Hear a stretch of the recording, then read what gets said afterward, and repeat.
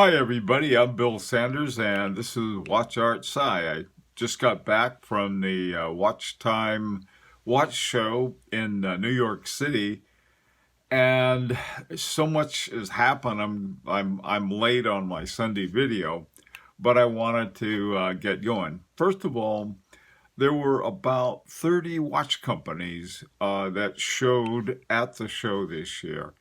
The show was held in Gotham Hall, and Gotham Hall it isn't that big, but it's big enough. All right, is so you don't feel like some of the computer shows I used to go to. One in Las Vegas was 8 miles long or something crazy like that. This one was with, like I said, with 30 different watch companies, and it was just right. All right, but it was a lot of watch companies. And if you can see there in the picture in the foreground over to the left, there was all of these plates and stuff. They had dinner for us. They had hors d'oeuvres. And it was really couldn't ask for much more. The what I did, we live in Connecticut, so I hopped on the train and we went down to New York City. The first thing they did that they had for us, they had a champagne reception that Longines threw for everyone. And they simply had people walking around with champagne, and they had some Longines watches, and very nice ones too, I might add. I'm not a huge Longines fan, but boy, the ones they had that they were displaying were fantastic. Okay, well, I got all dressed up, and I got my pocket square was somewhat displaced in that picture, but I probably spent the rest of the night with the thing sticking out, looking like a flag raising or something. Okay, the first place that I visited was Armin Strom. I had done a video on them, and they had their resonance watch. It's called the Mirror Force Resonance, and so I happened to have on my my resonance watch, my FP Journe resonance watch. And so I asked them, I said, I'd like to take a picture of the two watches together, and they were fine about it. Let me tell you, wearing that the resonance watch, the FP Journe watch, really made a difference. People would listen to you. I mean, it was like if I showed up with my Raymond Weil or something, I don't think it had much trouble. Last year I wore my 1972 Vacheron Constantin. It was sort of like, oh, it's okay. But boy, they got excited about that, and I'm not sure why, but they did. And one of the things I got to say, I know a lot of people give Rolex owners a hard time about their Rolexes. They weren't. The guys with Rolexes that I met were really very cool guys at the show. And there were a lot of guys that had Rolexes. And of course, Rolex wasn't represented, but they were almost humble about, oh, gee, I only have a Rolex. Well, in the context of some of the watches that they had at the show, that was it. But I thought that for the most part, the guys with the Rolexes I met were very, very cool. Okay. The next one I went to was Kari Voutilainen. I have a hard time with his name. Fantastic guy, fantastic watches, and it was always crowded. It was very hard to get to talk to him. Later on, I got to talk to him when everybody was gone, and he's just a super guy. Really is. We'll kind of say a little more about him later as the next day, one of the panels that he was on. The next one that I went to was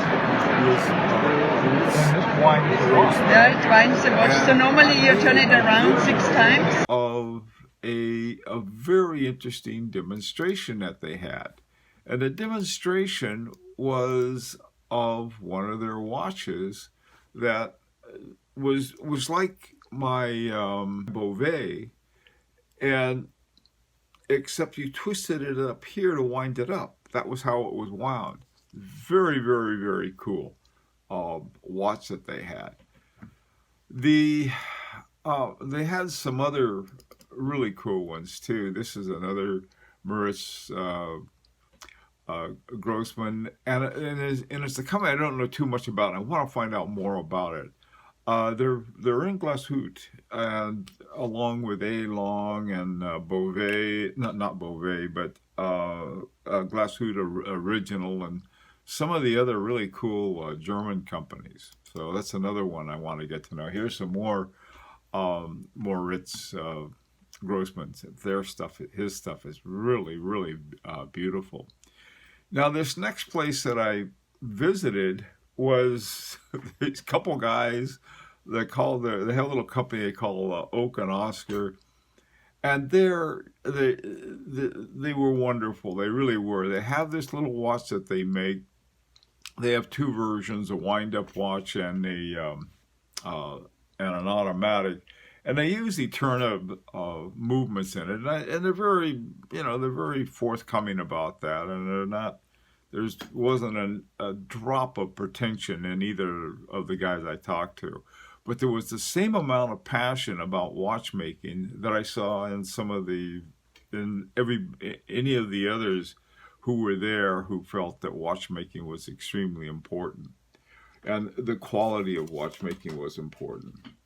Okay, the thing about their watch was it was inexpensive, but if you take a look at this picture right here, you can see some of the work that they've done to change this relatively humble watch movement into something really worth looking at. Now, this next one I went to. Next booth was RGM, and RGM had some kind of deal with Martin Guitar. They had made like watch movements in sort of a guitar clock, and it was the most amazing demonstration that I've seen. They had this other watch that has become one of my favorite watches, and it's the Caliber 20. The Caliber 20 that RGM had, the thing I like about it, I just like the looks of it, and I like the torn-out shape. And I also like the fact that he made the movement in the shape of the case that he had in the torn-out shape. RGM is an American company, a very unique one. They're located out in, I think, around Lancaster, Pennsylvania area. And Roland, who's the RGM, the R of RGM, he's the guy, the main guy. He has the same exact passion about watchmaking that F.P. Jorn has, that Kerry Voutilainen has, that any of the other great watchmakers has. And he has and he has sort of a lot of these really great watchmakers started off in restoration, and so a lot of the ideas they got were from older watches, Breguet being one of the main people. What Murphy does is that he brings in watches that have characteristics of older American watches, some of the innovations that happened in the United States, like the motor barrel. And it's really interesting what he does. The next one that I went to was Breguet. And the Breguet, what they had there was really beautiful. But one of the things that I didn't know about, and it's been out for a little while, but I simply wasn't aware of it. And this is called their rotor. And so I made a video of it.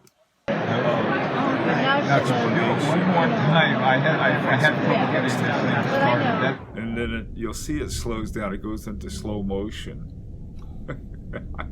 By this time they had an open bar, And this was sort of what my brain was doing when I was watching it.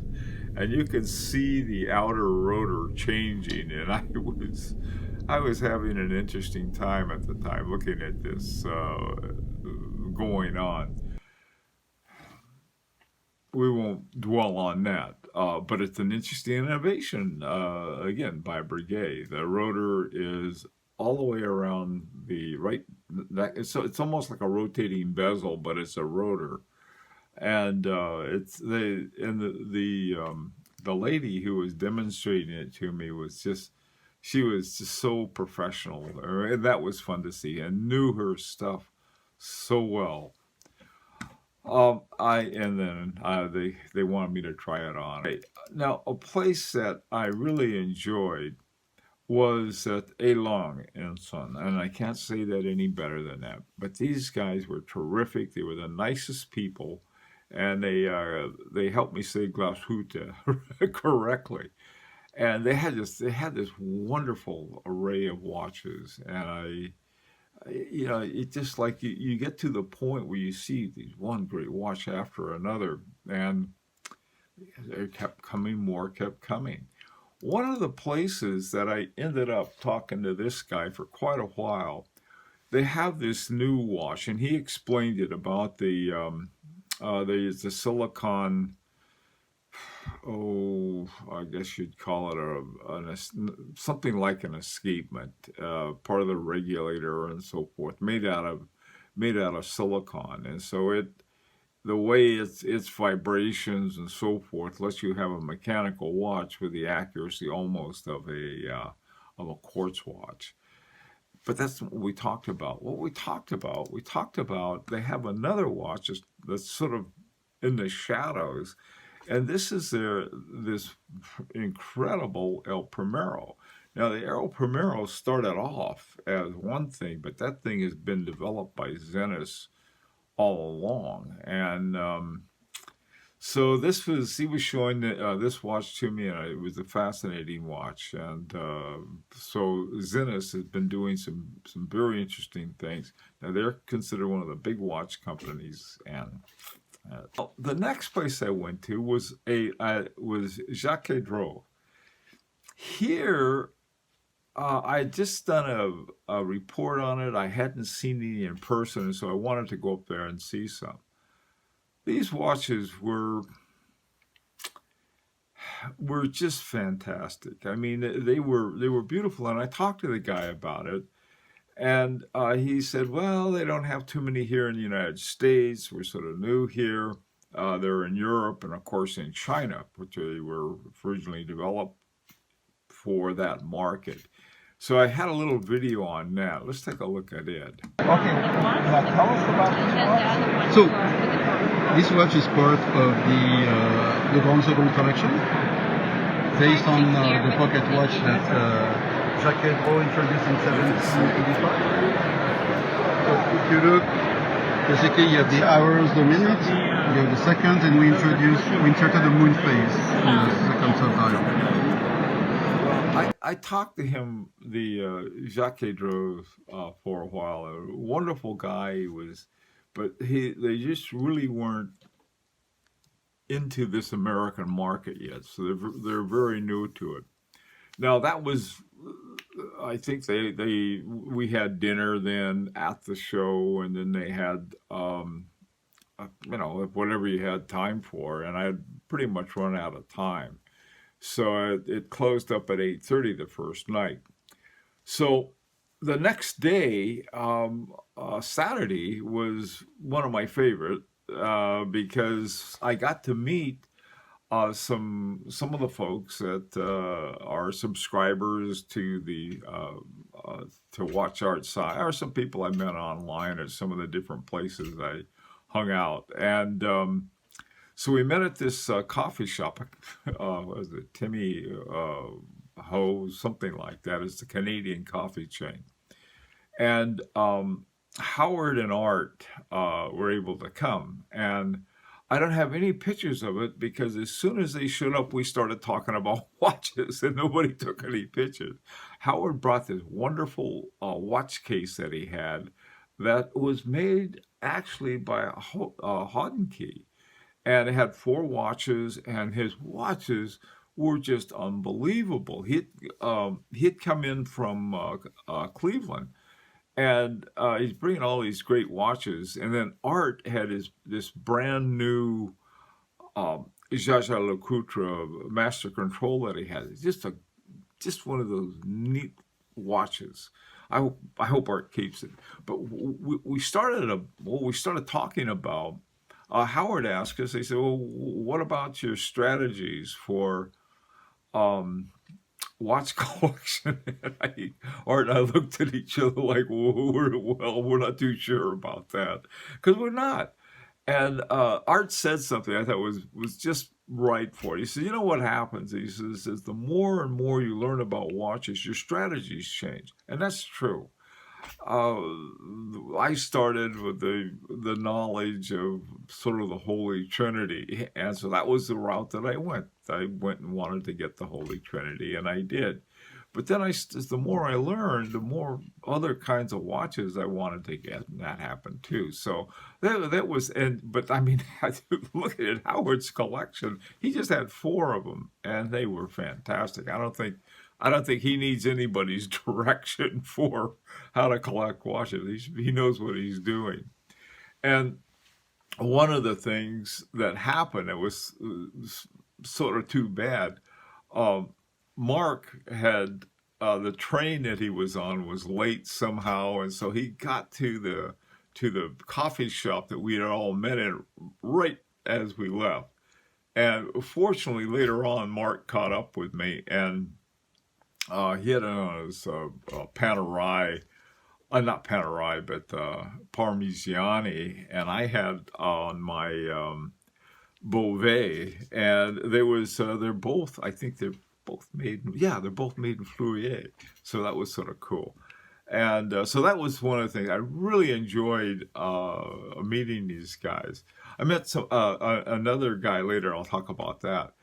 The next thing that we did, we all went to this panel. It was a fantastic panel. The guy on the far right is from WatchTime, the magazine, and he had on a Kerry Woolton-Launer. I'll talk about that in a second. The other one was RGM's Roland. He's the top guy there, the guy with the white mustache. Next to him is Kerry Woolton-Launer. Next to him is one of the 2 reps from Armin Strom, and on the end is, I'll say this wrong, Roman Goliath. And he has his own company. And they talked about basically independent watchmaking. And it was a very interesting to listen to these guys, how they went about watchmaking. None of them want to make too many watches. None of them are trying to compete with Patek Philippe or anybody like that. They're more like they want to do what they want to do and the way they want to do it. And this is why we have some just great unique watches. Somebody asked one of those dumb questions to show how smart they were, and I thought the moderator handled it really well. He told them something, and it says, not something we're going to be talking about now. And basically, it was sort of like, so then Art asked a great question about the future of independent watch companies, and they had great responses to it. So it was Art saved the day. I really enjoyed that. One of the watch companies I wanted to find out more about was Sezapec, and they had Kaz, one of the guys I've done review of his collection, so I got to know Kaz online, and I really wanted to meet him. Well, he said, "Well, this would be the place to meet him at Sezapec." So I talked to this guy. He knew Kaz right away, and so I guess I must have just missed him. We had to leave around noon, and the show went on, I think, until 5 or 6, something like that. But so time Kaz got there, I had to leave. So anyway, we sort of missed each other. But I did enjoy the taking a look at the watches that they made. A beautiful watch, very just fantastic. I got to wear so many watches.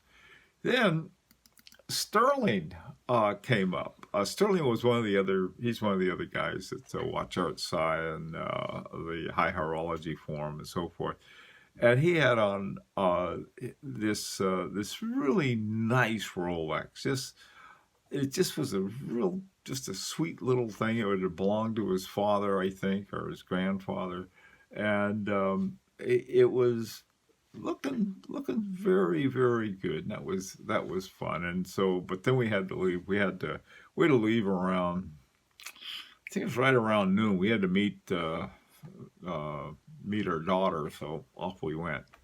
Now, what we did, we went down Fifth Avenue, and one of the things that was sort of cool is that Swatch is putting their Breguet, Blancpain, and Harry Winston all next door to each other.